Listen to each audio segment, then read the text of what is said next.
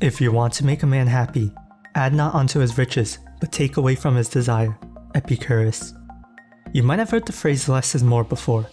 It pretty much means that if you have less of something, it can give you more happiness.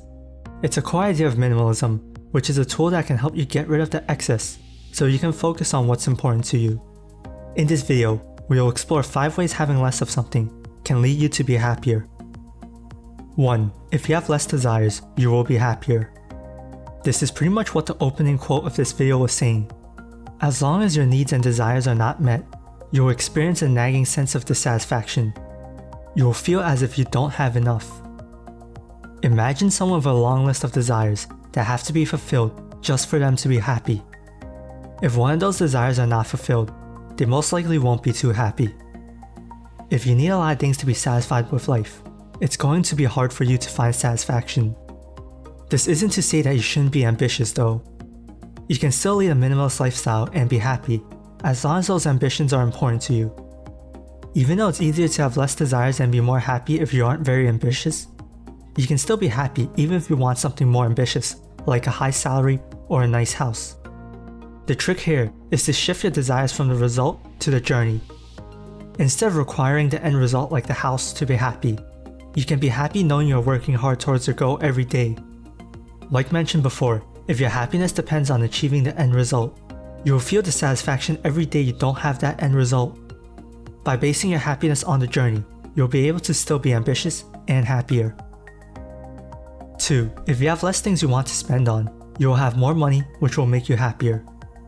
Having more money allows you to have the freedom to do what you want with the time you have. When you live beyond your means and go into debt, it makes it hard for you to reach your financial goals.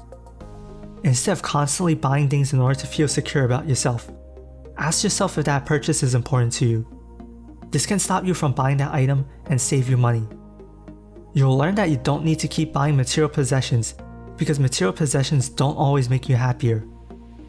There's something called the hedonic treadmill that makes it so material possessions don't bring you that much joy.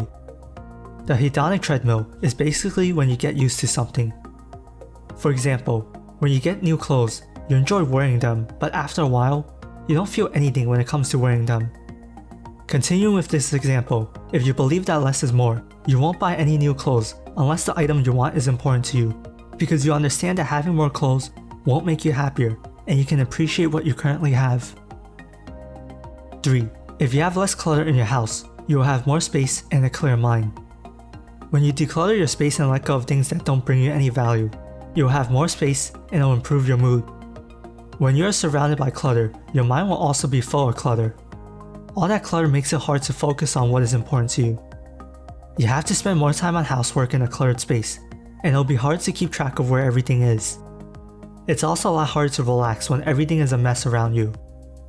In order to declutter, ask yourself if the item needs to be put away, thrown out, or donated. Declutter one room at a time, and start going through items out in the open, and then items in a desk, drawer, or closet. There's a lot of information out there on decluttering if you want to learn more about the subject. 4. If you spend less time on social media, you'll have more time to enjoy other hobbies. People spend a lot of time on social media, and most people can agree it's not even that enjoyable. All that time used scrolling through social media can be used doing something else.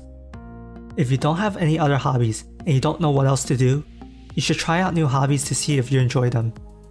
Having a hobby can help you relax and unwind, while the same can't always be said for social media.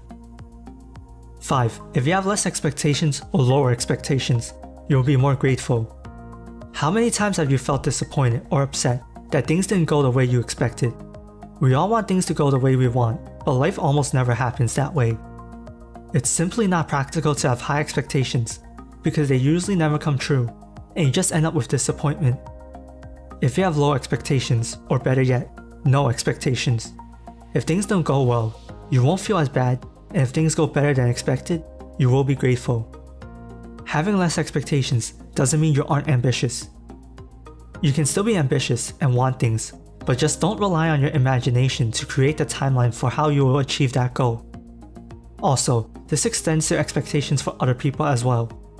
You never know everything about a person, and you can't control other people. People won't act according to your expectations, so don't expect too much from other people. When you can live a life free from expectations, you will be able to see things for what they are.